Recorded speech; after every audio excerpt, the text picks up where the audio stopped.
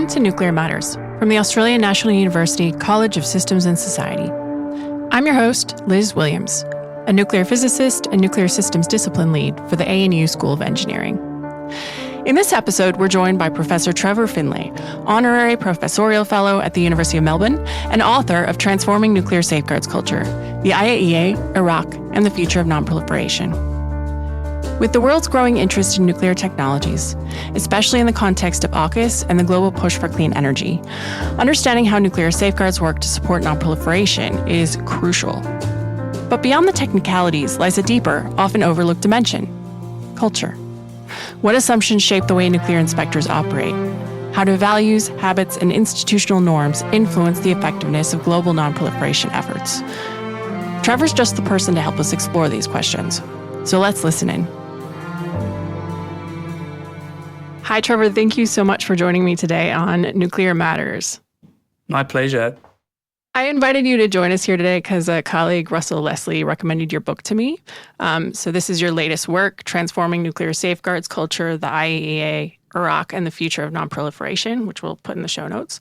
I found it fascinating, I think partly because of the role culture is thought to play in supporting safety, security, and safeguards for nuclear technologies. And so I'm wondering if you can begin by telling us about what happened in Iraq with their nuclear program, just so that those who haven't read the book have the backstory. So the case of Iraq is germane to the book that I've written on safeguards culture because we discovered after the Gulf War that Iraq had come closer to acquiring a nuclear energy and weapons program than we ever realized at the time.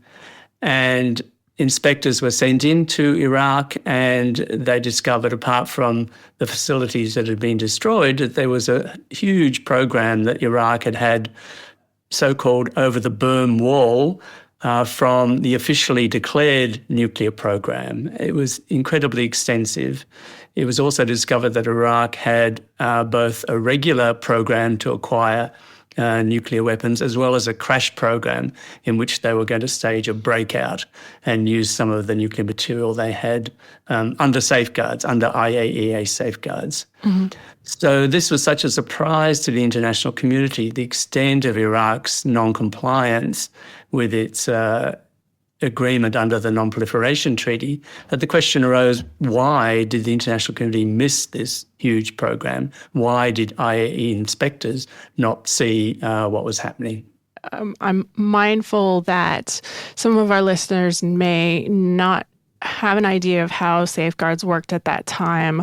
I'm wondering if you can unpack that a bit. So there's a declared program and then there's an undeclared program. How were things working with the IAEA at that time with regards to safeguards? Yes, well, Iraq was under the traditional safeguards inspection regime in which it was obliged to declare everything it had in terms of materials and facilities. And these would then be recorded by the IAEA and inspections would be conducted to confirm that declaration.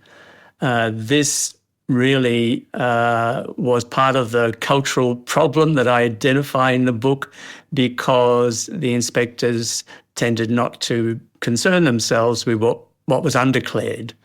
So the traditional safeguard system focused very much on declarations, that is the correctness of a state's declarations about what it had, but not the completeness of that declaration. And that's part of the cultural issue that I talk about in the book. The program that Iraq had declared, that was under safeguards, that was for peaceful uses, correct? That's right. In theory, everything should have been for peaceful uses. Yeah. So basically, if something is under safeguards, it should be for peaceful uses, and the verification process that the IAEA carries out is to make sure that continues to be the case, that the material that should be there is still there and is being used in the declared way, right? Yes, that's exactly correct. So let's talk about culture and culture theory. Maybe you can tell us about culture theory, what it is, how you study the culture of an organization, and what are some of the challenges involved? Sure. I use the guru of organizational culture, Edgar Schein, who was quite perspicacious in setting out the various levels of organisational culture. The first level was the artefacts, the things you actually see. So in the case of inspectors, it would be their uniforms, their equipment, their little caps they wear saying IAEA, but also the documentation, the safeguards agreements themselves, the fact that the organisation's in Vienna, they're the artefacts of the IAEA, and there are lots of them. The second is the spoken goals and aims that are part of the culture. So in this case, it would be the IAEA statement that it is there to serve international peace and security. It is there to prevent, to the extent that it can, and deter the acquisition of nuclear weapons by states which don't already have them. But the third element of culture that's the most interesting is the underlying assumptions. So for me, it's encapsulated by the expression that, oh, that's the way we do things around here. So we're all familiar with organisations that say they do something, and when you talk to the employees, you realise actually they don't necessarily do that, or they have workarounds, or there are hidden assumptions in the culture that no one really speaks, no one's game to say, but in fact that shapes the organisation and the way it runs. Right. So Shine was very perspicacious in identifying these three strands. And so I've done that in my book. I've followed his schema and I've tried to figure out what the various elements of the agency's culture were. And it's a very difficult challenge to do that because particularly the further down you go into the culture, the less spoken, the less obvious are the assumptions. Yeah. One of the assumptions in the IAEA's case was, oh, we don't worry about what is not declared. We just worry about what is declared. We have these three layers. I'm wondering if you can maybe draw on an example to help us understand the connection between those three layers. How does one influence the other and so on?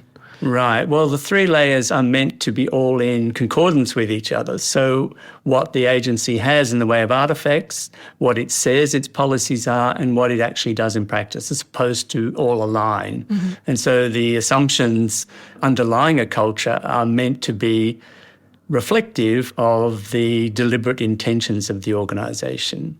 So where there's a problem is when the underlying assumptions don't match what the agency or the organisation says that it does. So that's the connection. So in any reform effort at an organisation, part of the process is to make sure these three elements are aligned, right, so that there's no divergence between them. And that is extremely difficult to do, often because cultures can be very embedded. And often the way individuals cope with an organisation's culture is they simply comply with it or they leave. So it means that the people who are left in the organisation then in turn reinforce the existing culture. Right. That's the dynamic that happens in every organisation. Every organisation has culture. It just depends on whether it's appropriate or not to the goals of the organisation. So how did you go about assessing culture in your exploration of this particular organisation? Well, I looked at the artefacts for a start, the documents, what they purported to say that the IAEA did. Then I looked at the practice, but then I also talked to people at the organisation, mm-hmm. and many of them were expressing thoughts that weren't necessarily in line with what was supposed to be the goals and the expressed intentions of the organisation. So an example would be that amongst the inspectorate, there were those who thought that the Secretariat should have taken a much harder line with non-compliance cases like Iraq, and there were those who thought that really the inspectors had done everything they could and it wasn't within their mandate to notice that there were extensive building works at Iraqi sites, that there were more personnel than seemed to be necessary, that personnel were sort of disappearing at lunchtime and on the instructions of the Iraqis, so it wouldn't look like there was such a hive of activity going on. There were all sorts of signals that inspectors and others were noticing. There were reports in the international press and elsewhere about Iraq's intentions, but there was a certain cadre of the inspectorate and the agency who thought, well, this is not really our mandate to do. This is not really our business. We're really there to collect information on Iraq and check it against its declaration of its nuclear holdings. So already you could see that there was some divergence about what exactly the role of the IAEA was. And even on a personal level, the agency has very generous employee conditions. So obviously you live in Vienna, a very nice place to live. The salaries are pretty good, and the agency recruits from a wide range of countries. In fact, it's obliged to have a very diverse workforce. But what you really need are inspectors who are determined to speak truth to power, not be worried about the good life in Vienna, as it were. So you have a sort of a cultural issue there that why would you want to rock the boat and create trouble for yourself by pointing out Iraqi non-compliance, which may or may not be true, and jeopardising perhaps your career. So there's a cultural issue.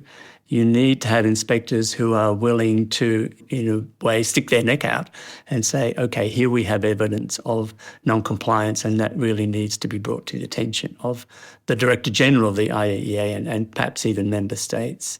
So it sounds like there are possibly some personal reasons that personnel may not have wanted to rock the boat, as you say. It also sounds like there is some question as to whether that should have been part of their mandate to inspect beyond what had been declared at that time. Am I getting that right? That's absolutely correct. So when the safeguard system was set up, there was an assumption that the agency would be concerned with correctness and completeness. That is, the declaration of a state would be correct. It would also be complete. But over time, that drifted to the point where inspectors were, as I said, more concerned with the correctness of the declaration. So everything was where it was supposed to be, the amounts were supposed to be where they were. But there was no concern with what might not have been included on the declaration. This occurred over several decades, of course, at the agency. I called it cultural drift, where people forgot that really the aim of the agency was to detect non-compliance wherever it occurred within a state's territory and not just be concerned with the declaration. And you can see in many organisations over time, certain practices just become embedded and people lose consciousness of why we have these practices in the first place. Yeah. So inspectors would go in and they would measure and they would tick the boxes and they would write a report and the report would be filed and that would be the end of it. Whereas really that was not the strategic intention of the framers of safeguards, which was to detect actual non-compliance. Yeah. And part of the issue is a language issue. The agency talked a lot about diversion, but diversion, at least in English, sounds like it's something being moved from one place to another. So something in peaceful use is being used for a weapons purpose, moved, in other words. Yeah. But Iraq was importing materials. It wasn't necessarily diverting, it was just importing equipment and materials and using it for its weapons program without ever having it declared as peaceful uses. It seems like there was a hidden assumption there that they had some sense of where all the material was, which is not necessarily the case, right? You can generate it effectively if you have the right materials and equipment and expertise. Yes. I am also wondering if there are other drivers potentially of that kind of cultural drift that are beyond the kind of individual or the day-to-day experience that sort of reinforces a particular path as opposed to reminding those who are doing this job of the broader mission.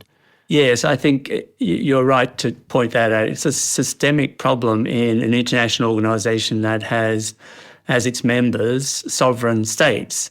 And sovereign states have constructed the safeguard system in a way that it is not too intrusive, not too expensive, and that it leaves room for discretion on the part of the Director General of the IAEA and indeed the inspectors as to what they report. So you can imagine that the last thing an inspector wants to do is to cry wolf, and the last thing a Director General wants is to put a case to the Board of Governors or the UN Security Council that doesn't hold up. So there's constant pressure to make sure that any accusation is incredibly well-founded, but also there is an inherent deference towards member states. If a powerful member state is in violation of its safeguards agreement, there will be a tendency to go easy on them because, after all, they're powerful on the Board of Governors or they're paying a large amount of the IAEA's budget. So you have these constant strains within an international organisation that will tend to dampen down any perceived threats to the member state's sovereignty. And that affects every international organisation. Luckily, the IAEA has been given incredibly powerful tools, an intrusiveness that most other international organisations lack. So it can actually report a state to the UN Security Council for non-compliance. And that process obviously has to be very thorough and can take a long time, but it is a tool that at the very least they have. And they have used in the case of North Korea, for instance, and Iran. So it is not without powers, but it obviously has to be careful about its member state desires. And the inspectorate and others will obviously absorb that notion as well. So maybe this is a good time to sort of compare the IAEA before the discovery of Iraq's clandestine nuclear program to now. Let's frame that within the bounds of the research that you have done. How has the culture changed and what was that journey like? Can you give us a sense of that? Sure, and the journey has been pretty remarkable, really. The IAEA sees this window of opportunity, the Iraq failure, to essentially strengthen safeguards. The Board of Governors decide very quickly that there were powers the agency already had that it could now use. One was the collection of open source information, for instance, so actually taking advantage of the information out there. Secondly was to invite states to sign an additional protocol, the famous additional protocol, which strengthens IAEA safeguards. It's voluntary, but by far and away the largest number of states have now acceded to that additional protocol, and it provides essentially cradle-to-grave information from the state about the nuclear program and gives the agency much more access, including complementary access, which can be used in the case of some doubt about the state's declaration. So that has been implemented very successfully, and Hans Blix, the previous Director General, is responsible for that largely and has done very well. The culture has also changed as a result. So now inspectors, as a result of the change in the artefacts, if you like, the additional protocol and elsewhere, are now more willing to use open source information to provide more opportunity for states to prove that they are in compliance by engaging with the local officials and reporting back in a more timely way. So there's been a real turnaround in the attitude of the inspectorate, I think, to their job. And it's taken some generational change. Some of the old inspectors didn't really like the new way of working, particularly the fact they had to work very closely with analysts. So there was a new breed of person recruited by the agency, the so-called analysts, who weren't inspectors but were actually into the data and then analysing the data in preparation for inspection. So you can imagine these subcultures at the IAEA having to start to learn to live with each other. So they had to evolve to figure out how to work with additional data, additional people to manage that data, and then make use of that in the field, right? Yes, yes. And now also the agency has specific meetings periodically on each member state to examine all the information, to hear from the inspectors, to hear from the analysts, and to work out what implication this might have for future inspections. So that is all quite new. So instead of the files going into a filing cabinet, they are now examined periodically and they shape the way inspections happen. And you can see in the case of Iran that the new system became alarmingly effective to the Iranians. So under the additional protocol, which Iran agreed to implement on a preliminary basis, the inspections proved to be so powerful that the Iranians took fright and stopped them. Right. So that was a real indication of the change had come to the IAEA. Can we go back to an individual inspector at the very start of their training? I'm curious if you can give us a sense of what it looks like to help a new inspector adopt the elements of this culture that they are going to be supporting.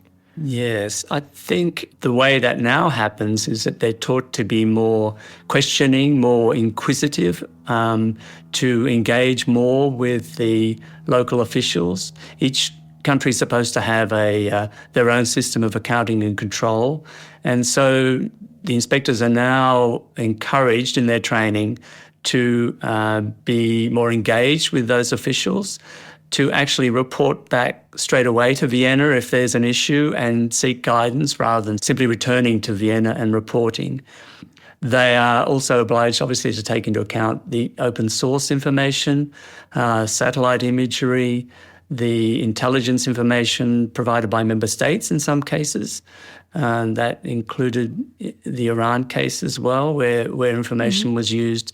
So the whole way that inspectors use information and report back, and as I mentioned, also work with the analysts back at headquarters to pursue their work is part of their training. And so in the old days, they would just go and do their job essentially, watched over by local officials, but not necessarily be as active as they should have been on site. So that is something quite new. So just in terms of the current training too, they're also having to learn about the new nuclear technologies coming on stream, as well as new verification technologies themselves. So that to me is all very useful. And the training has become much more professional than it was in the past. So the agency clearly recognises this is necessary. When you think that these inspectors are coming from a wide range of backgrounds, member states are encouraged to put forward candidates for the inspectorate, and they come from different fields, engineering, they're now also coming from political science, law. So it's a much broader range of inspectors than previously was the case, which is very useful to get an overall picture of a state's activity. Can we go to the member states now? How have they responded to these changes in the IAEA safeguards culture? Yeah, some of them welcomed it. Those Western democracies who are familiar with this idea of organisational culture and change and supportive of safeguards development generally were very supportive of this. There were others who were more sceptical. There was some misunderstanding of what culture meant. For some countries, it sounded like their national culture was somehow being subjugated to an international culture, which may affect their national cultures. It wasn't clear how this fear would manifest itself, but there was some confusion. And the word culture itself is not widely used in the IAEA for that reason, I think, because it sounds like you're talking about melding an international organisation and disregarding national cultures. And because it's such a diverse organisation in terms of national cultures, there were fears about that. I think those have been set aside now, but initially that was a problem. And even members of the Secretariat, the inspectors, didn't quite know what culture was. It is quite a difficult concept to get across. And increasingly, though, the Secretariat uses the language of culture, even if they may not use the word, and they take that into account in their planning as well. Right. One of the challenges is when you're making any sorts of changes in an organisation is to make sure the culture aligns with that and that the personnel are aware that this change has implications for culture and the culture may have to adapt. Right. So that has been part of the project that the agency has had in the past few years to sensitise people to cultural issues. Okay. So I have many follow-up questions. The first is, with regards to this concept of safeguards cultures, the IAEA has a definition and whole handbooks on safety culture and security culture, and they've opted not to have the equivalent for safeguards culture, which is interesting, particularly given that safeguards is the thing that they are specifically charged with upholding. Everything else they are supporting, but with safeguards they're a regulator effectively, and they are working with state level regulators as well who are carrying out similar duties. So I'm curious if you have any thoughts on that decision, but also whether you think there's a need for, I guess, a bit more formal guidance on this idea of safeguards culture from the IAEA. I think it would be useful to formalize it more, and I did argue in my book that it would be useful to have an officer in charge of safeguards culture at the agency, someone whose everyday job is to focus on this and see where adjustments might need to be made. I can understand the reasons for not having a major cultural campaign on safeguards, partly because member states don't necessarily support that as well. But what I am seeing is that even if they don't use the language of or the word safeguards culture, the Secretariat are increasingly aware, and the Director General himself is, that this is important. So to my mind, that's encouraging in itself. It would be good to have a formal definition of safeguards culture for those who don't know what it is, because, as you say, we have it for safety and we have it for security. Part of the challenge, as I point out in my book, is that for safety and security, the culture is more understandable, because if anything goes wrong in the safety or security area, it can actually affect individuals. And they're familiar with safety culture in other industries, like the oil industry or the shipping industry, where accidents can result in deaths and injuries. In terms of safeguards, it's hard to draw a more direct link between the individual and a good safeguards culture. And the worst that can happen is something that over time will lead to a state acquiring nuclear weapons, but that doesn't affect the individual and it doesn't immediately affect the organisation. So that it's a bit harder to draw the line there and engage someone in a campaign that doesn't really affect them personally in the safeguards culture area. So it's a challenge to have that embedded. But one of the things about culture is the top-down can really help. So the fact that the Director General and the senior staff of the Safeguards Department recognise the importance of safeguards culture is a really good start. Mm-hmm. I think that's interesting, this idea that, for safety and security, there's a bit more of a tighter coupling between incidents that might happen as a result of habits and practices not really aligning with a safety or security culture, and the individuals that might be impacted by that. And so for safeguards, you've got a much looser coupling. The long-term consequences are harder to trace back to consequences that an individual that is upholding that system is experiencing. That's exactly right, yes. So that's a challenge for encouraging people to adopt a safeguards culture. What's in it for them? Yeah. And the way the agency does it, I think, is the only way it can do, which is to stress that the agency is making an incredible contribution to international peace and security. And so you do find individuals incredibly engaged in that mission at the IAEA. It is something over and above them as individuals, but it's incredibly worthwhile. And if the personnel believe in their mission and believe that the safeguard system is contributing to that, then I think that's an incredibly powerful lever to have, as opposed to the personal safety or security issue.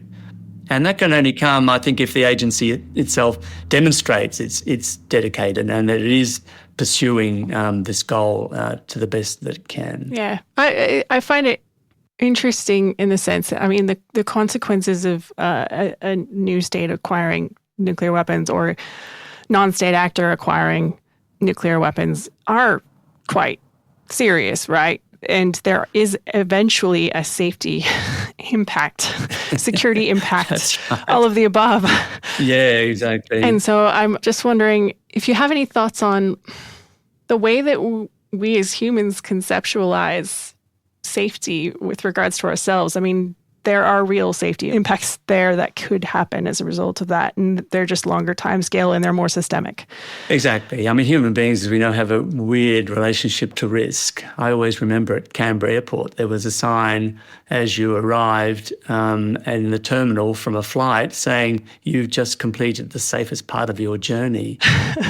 People are about to get into a car, which is much more dangerous activity than flying. Yeah. But people don't assess risk very well. And the further into the future is and the more generalised it is, then the less likely they are to worry about that day to day. Yeah. So that is the problem with safeguards inspectors. Ironically, safeguards inspectors can worry when they go into a nuclear power reactor about safety and security, but that's not part of their mandate. It was meant to be under the initial IAEA statute. They were supposed to be concerned about safety and report back about safety issues, but they can't. They're not permitted to do that. Right. So again, there's a disjuncture there in terms of the culture. Where does storytelling play in helping us conceptualize these kinds of bigger systemic challenges? Well, I think they're very much part of the inspector culture, if you like. So I interviewed a couple of old-time inspectors who said that one of the best morale boosters they had was to get around the table after an inspection and swap stories about the funny things that had happened during their mission. They called them Friday night. I can't quite remember the term of Friday night drinks or get-togethers, and it was a way of informally exchanging stories. And of course, that team-building aspect is very important for those who are often put in dangerous situations. You can imagine inspectors have to go to remote areas where there may or not be good nuclear safety or security practices. They may encounter hostile government officials, people who are trying to deceive them, poorly maintained equipment. You can imagine that can be confronting, and the bonding that goes on between inspectors as a result of their experiences depends on storytelling very much. It strikes me that on some level you have to strongly believe in what you are doing, if you are going to regularly encounter some of those kinds of challenges in the field, to keep doing it. Yes, that's exactly right. Which is why they're reasonably well compensated, which I think is a good thing. Yeah. We need people to do this.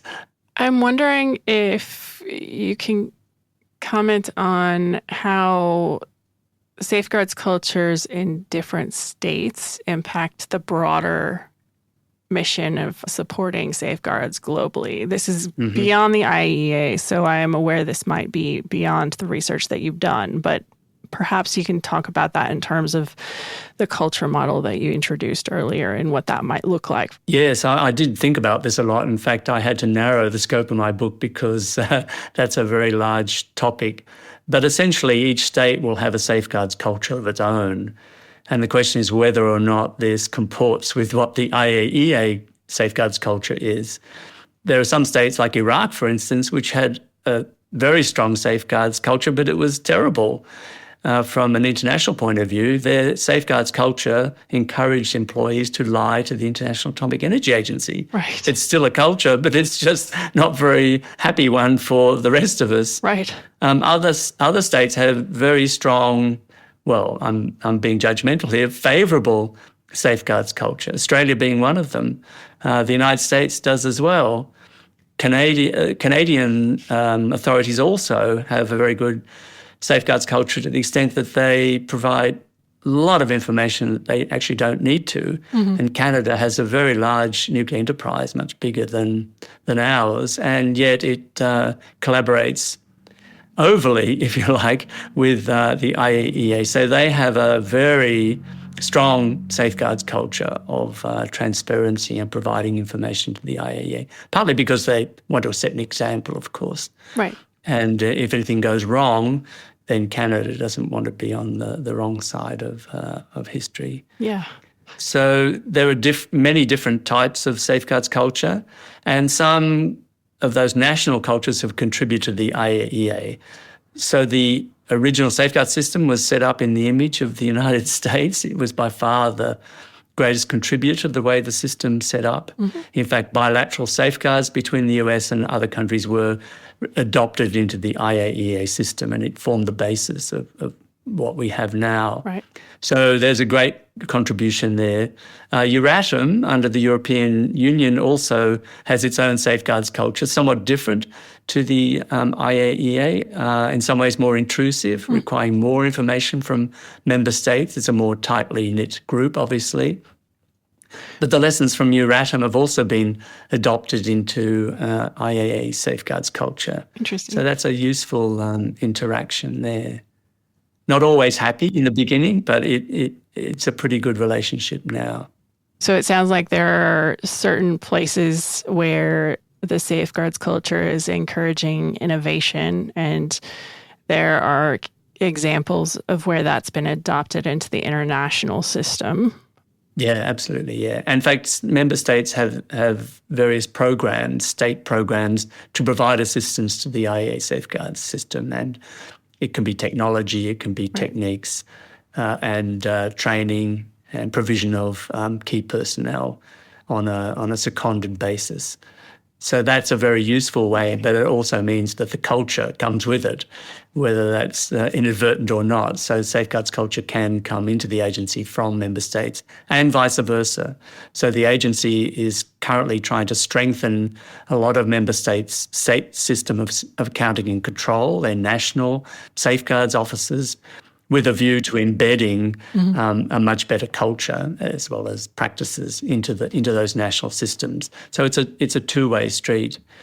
In fact, one of the problems of identifying IAEA safeguards culture, it's often difficult to entangle what is actually national culture that's permeated the agency, what is UN organisational culture. It's a UN-type body after all, and what is actually the IAEA's own culture. Right. And it's almost impossible sometimes to disentangle those. I can imagine taking a very long time to identify the various threads and try and figure out where they might have come from. For a project like this, for the research that you've done, I imagine you have to spend quite a long time building relationships and networks that support access and honest access, I guess. Yes. And often you can't quote people because it's in the nature of culture that they're saying things they probably wouldn't say out loud. Yeah. How did you build that network to support this work? I've had a long experience with the agency over many years in many different areas. So I had a list of contacts already, and I obviously followed up further contacts through those contacts and gradually build a web of trust. But many of the people who spoke to me didn't want to be quoted in my book, and so they just contributed to the general atmosphere, if you like, of culture that I was able to portray. And some are retired, so they felt freer to speak about it. Okay. But again, sometimes people hadn't realised what their cultural assumptions were and were surprising themselves by the things that they were revealing. And that's in the nature of culture, that people don't necessarily examine it closely. It's just the way it is. It's the way we do things around here, which I love as an expression of culture. There was a wonderful anecdote from a UK representative who was taken by his boss for a nuclear company, peaceful nuclear company, to Vienna to attend a meeting, and he was briefed on safeguards, and he came away and he said, so why does the agency only worry about the declarations? Why don't they worry about all activities in the state? And his boss apparently touched him on the head and said, don't worry, you'll understand this later on. It'll become clearer as you get into this business. So I thought that was a great anecdote that just revealed that, yes, people didn't really want to talk about that sort of thing. And it was just the way the system was constructed. It seems like the act of reflecting on one's actions within a particular organization, which, in an effort to reveal culture, is a useful reflective practice on some level. Having people like yourself, with strong connections, but coming from outside, it seems like it has the opportunity to serve as a kind of mechanism for checking some of these things. I think that's true. But also one way to gauge culture is to put people into a room and just have them speak freely and provide anecdotes, and suddenly the scales fall from their eyes. Think, oh, okay, well, I've always felt that too. I was a bit embarrassed to say that's what we thought and that's the way we did things. But so anecdotes and humour can be very important too. Mm-hmm. So people had cartoons on their walls at the agency, more or less saying that safeguards gave you a warm, fuzzy feeling, but did it really do any good? And so that sort of a joke is quite powerful. That sums it up, really. Yeah. So if people thought, within themselves that they were doing a great job, but really what was the point, then that really misses the point of the IAEA's intrusive inspection system. Yeah. I'm wondering if we might move now to talk about what's going on now. There's a lot of discussion about various countries looking at peaceful nuclear technologies, primarily nuclear energy, worldwide because of climate change and energy security, all of those kinds of things. We also are seeing a little bit of a renaissance in the sense that small modular reactors, new reactor technologies are being developed, they're getting to pilot phase and so on. I'm wondering if we can talk a little bit about what that is likely to do to non-proliferation efforts globally. What do we need to look for, and how can we begin to think about how we support non-proliferation efforts given all of that change? Yes, well, the obvious answer for me is to strengthen the capabilities of the IAEA. That is going to be quite a challenge because simply the scale and volume of what is being envisaged will stretch the resources of the IAEA at a time when many countries are not willing to provide reams more support, particularly financial, to the agency. So that is a problem. But in terms of the inspectorate and the culture, it occurs to me that to date the inspection system has been regarded as unique and unusual and special, and the inspectors themselves have been regarded as special people who are doing an amazing job for international peace and security. When there are hundreds and hundreds of small modular reactors everywhere and microreactors rather than these grand, strategically important nuclear power plants, the job may not seem so special anymore.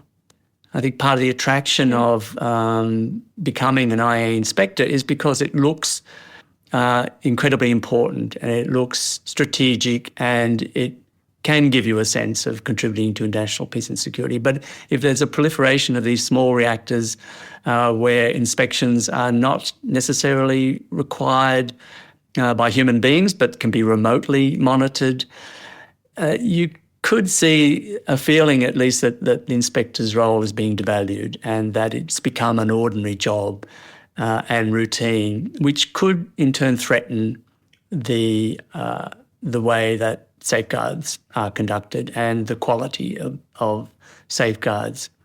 I don't want to be too much of a naysayer, but I think this deserves watching. And one of the issues constantly in the evolution of safeguards is the adoption of new technologies and techniques, which may be resisted by the Secretariat.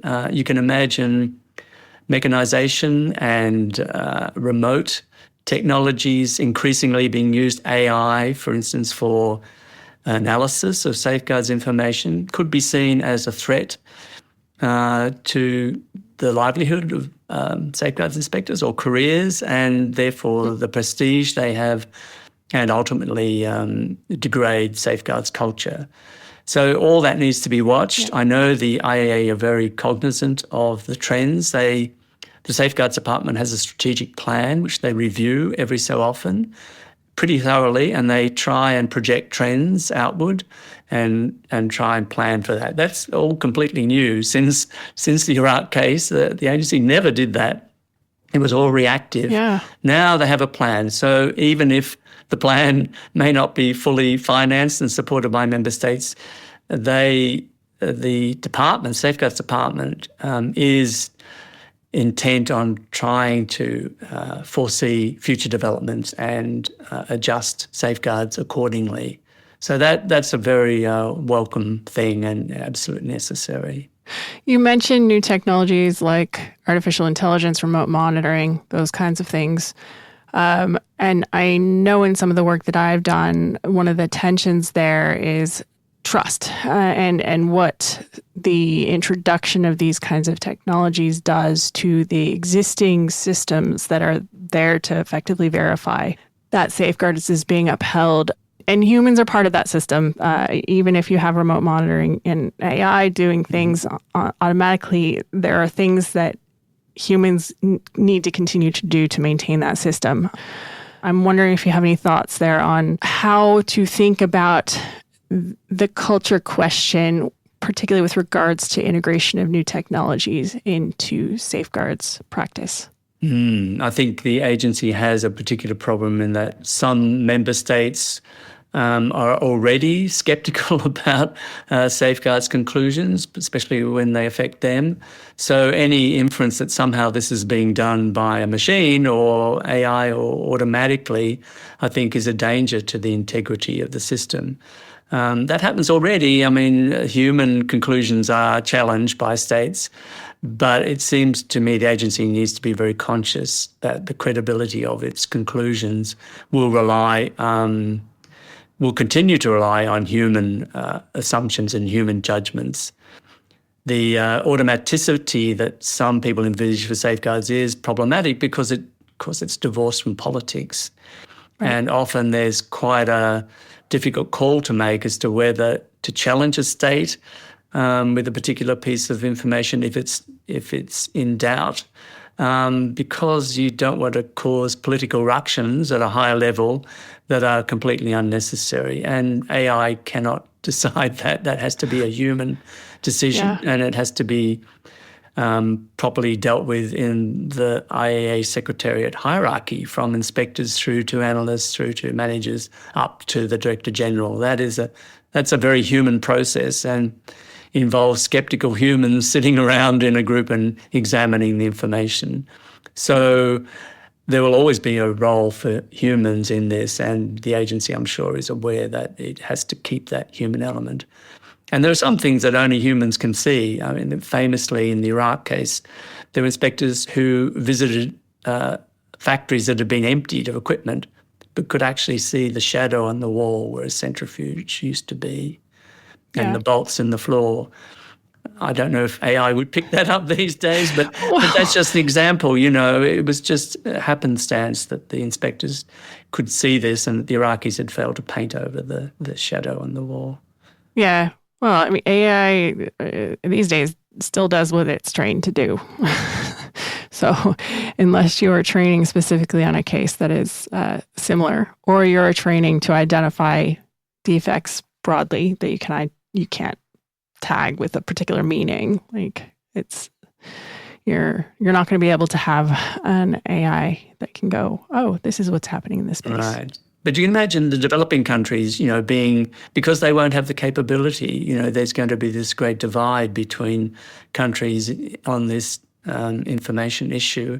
And they need to be brought along in the whole process to be reassured that AI isn't creating some mystical process that they don't understand or that they're being deliberately misled with. The developing countries have a majority in the General Conference and in the Board of Governors. So it's not just a technical issue, it's a political issue from that point of view as well. Yeah. The developing countries have to be convinced and have to be brought in any developments that occur in terms of AI and advanced technology. Do you know if they use kind of co-design mechanisms to figure out how to roll these things out? I know they do a lot of work where they bring representatives from a number of different countries together to develop new technologies, et cetera, methods. Like, I'm wondering if you have some sense of how that actually plays out on the ground. Well, I know that the agency itself doesn't have much of a research budget. It's very much reliant on states coming forward with research and new ideas for equipment and methodology. A lot of that comes from the United States. They are by far have the biggest national program to contribute to safeguards. So there's a question as to whether that will continue, of course, given budget cuts in the United States. Yeah. But again, that's a political problem because most of the states that can provide such technology and advancements are developed countries. The developing countries are left out of that. So that all has to be managed in terms of introducing new technologies. What may be technically feasible may not be acceptable to the other member states. In parallel to all of this, we're also seeing arms control being a bit shaken up, shall we say. I'm wondering if you have any thoughts on what that might mean for how efforts in the safeguard space evolve moving forward. Yes, the agency, of course, stands ready to be called upon to, for instance, verify nuclear disarmament, but that's not happening, of course. It was ready to verify a fissile material cutoff, but that treaty hasn't ever emerged despite years of negotiation.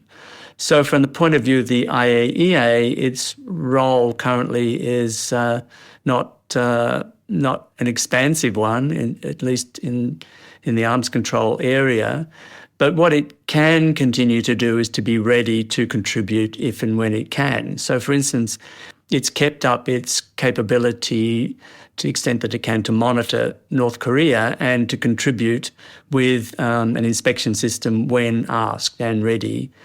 We've also had a good example of IAEA readiness recently. Now that Syria, its government has changed and the agency has now been able to verify, or at least attempt to verify, Syria's illicit nuclear activities. You recall that their North Korean provided reactor was destroyed, but it had never come clean about the details of that and never given a totally truthful declaration about its other capacities and holdings. So the IAEA for many years, of course, has been pressing Syria to allow this access, and now it's got it. So it's been ready all these years, and now it's starting to do that. So Syria is now been brought into the safeguards fold. So that's a very important thing for the agency to have, to be ready to leap in when it's requested. Because often negotiators' agreements don't even ask the agency. They just say, oh, the IAEA will do this, and suddenly they're confronted with this challenge. That happened in Iraq, in the Iraq case. Right. In Iran, they had longer warning time, but in Korea too, if there's a sudden agreement there, then the agency needs to be ready. So I've always advocated that they should have some sort of emergency fund ready for these occasions when they can leap in and not be constrained, because they always have to ask for voluntary contributions to do this. There isn't some pot of money ready to do this. So that's one way they can contribute. And they also need to be ready to engage in any arms control verification measures that are agreed. The agency itself obviously can't do much except fight the good fight, but it needs to be ready to contribute. And I was very heartened actually by the way that they were very proactive in the Ukraine case, so ready to send in teams, ready to risk the lives of inspectors and others to continue the mandate that the IAEA has in Ukraine, and to set up special teams to go and actually be stationed at each nuclear power reactor. So that's quite a good example of the way the agency can leap into action when required. Yeah. I was told that the inspectors who go into war zones are they volunteer to do those jobs. Yes, that's right. I'm imagining that in itself is, I guess, a testament to the culture of the organization. Yes, indeed. They go because they believe in the mandate. That's exactly right, which is the foundation of a good culture. Yeah. If employees are willing to forward the interests of the organisation. Yeah. At some personal risk. Yeah, speaking of safety. So that's quite a testament, yes. Well, I think we've covered a lot of really fascinating grounds in this discussion, and I'm going to encourage everybody to go and read your book if they haven't already. But I wanted to ask if you had anything that we hadn't touched on that you wanted to share with our listeners, or what you wanted to bring up. I just think I always like to stress how important the IAEA is to international peace and security. It's there in the background. People know about the inspectors, but they don't necessarily appreciate the incredible work it does behind the scenes. And without the safeguard system, it would be a free-for-all in terms of nuclear proliferation. So it needs to be supported. It needs to be honoured and kept in mind that it's an important component of international peace and security. Thank you. That's, I think, a wonderful message to end on. I really appreciate you joining us today, Trevor. My pleasure, Liz. Thank you very much.